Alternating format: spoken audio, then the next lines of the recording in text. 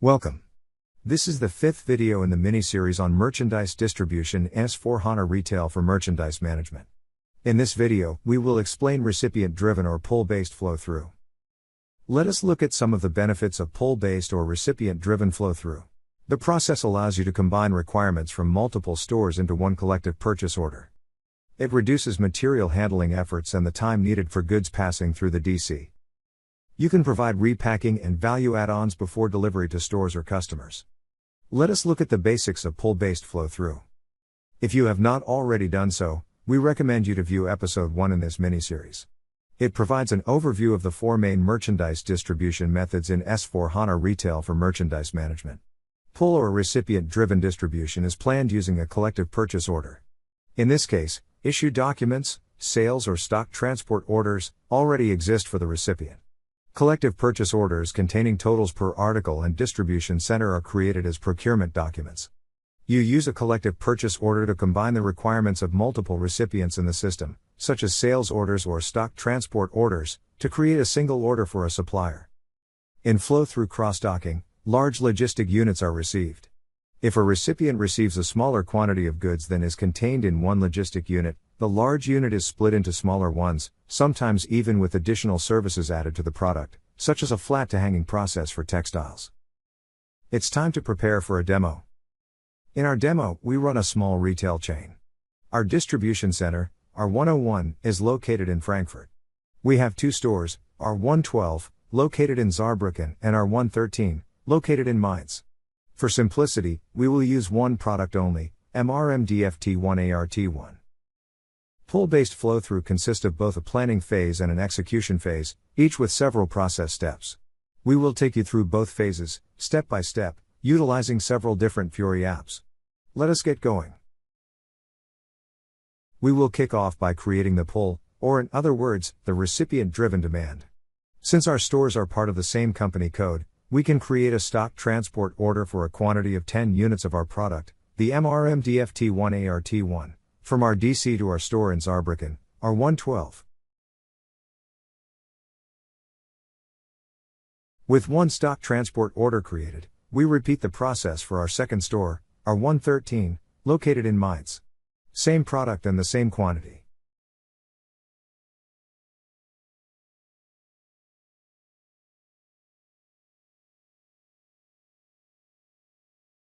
In the DC, a collective purchase order is created as a procurement document by adding up the quantities and the STOs for each article and distribution center, in our case, only one of each. When collective purchase orders are created, the system also updates distribution data and assigns the procurement documents to the STO documents.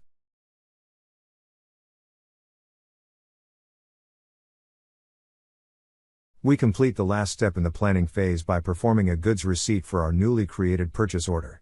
It was delivered in full with 20 units. We are now entering the execution phase. After goods receipt, the distribution is adjusted according to the goods receipt document. Since it was delivered in full, no quantity adjustments are needed.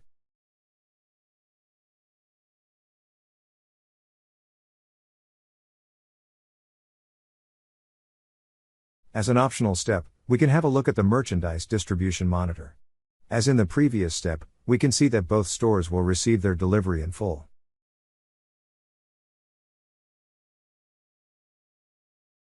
It's time to create the distribution orders. Distribution orders are transfer orders that do not reference a system document and are used as distribution lists. They are only used for flow-through. The outbound deliveries are generated later when the picking process has been confirmed. Since outbound deliveries will be created first when the warehouse picking process has been completed, we use the Display Transfer Order app to confirm the completion of warehouse operations. We do it, in the background, one line at a time.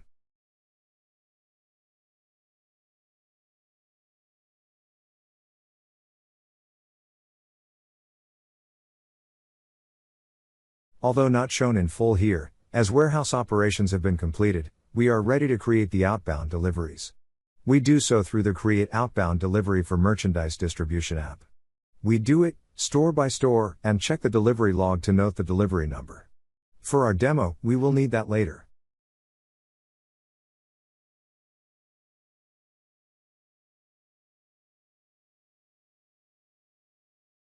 As quickly as we can, we repeat this process step for our store in Mainz, our 113.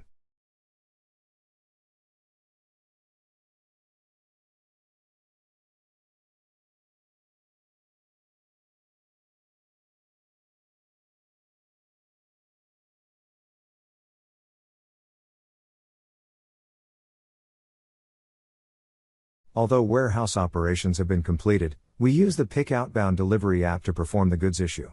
We perform the goods issue from our flow-through storage location. Once again, we confirm quantity in full before performing the actual goods issue.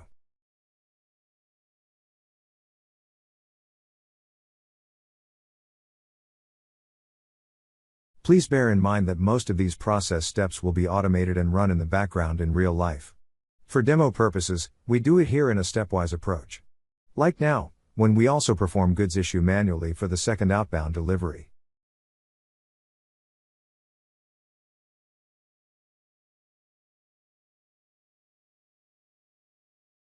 As an additional optional step, we will do a quick check of the store's current stock level. We do this just before we perform the final step, the receipt of the goods in stores. We use the Stock, Multiple Materials app and see that both stores currently have 50 units of MRMDFT1 ART1 in stock.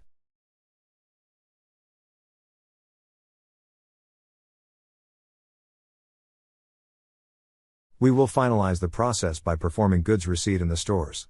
We use the Receive Goods app. Since we will be performing the goods receipt for both stores, we will need to select store R112 before we use the outbound delivery number noted earlier. We receive in full 10 units.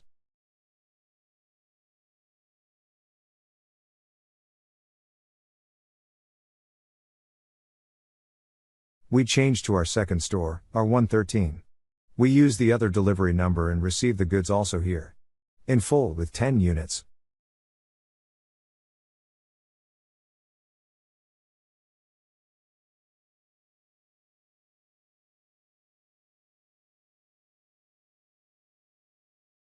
With this, we have completed our pull-based flow-through process.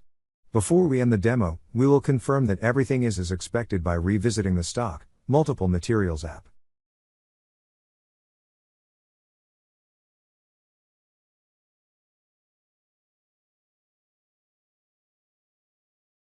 As foreseen, the stock levels have increased from 50 to 60. Mission accomplished. The functionality shown in this video is available in S/4HANA Retail for Merchandise Management, on-premise and the cloud. It is also available in SAP ECC Retail, with a different user experience. This video is part of a mini-series of 5 episodes covering the main variants of merchandise distribution and S/4HANA Retail for Merchandise Management. Let us recap some of the benefits of pull-based or recipient-driven flow-through. The process allows you to combine requirements from multiple stores into one collective purchase order. It reduces material handling efforts and the time needed for goods passing through the DC. You can provide repacking and value add-ons before delivery to stores or customers. The views, information or opinions expressed are solely those of the individuals involved and not those of the individual's employer or any other group or individual. Thanks a lot for watching. Please comment, like and subscribe. More videos like this coming shortly. See you then.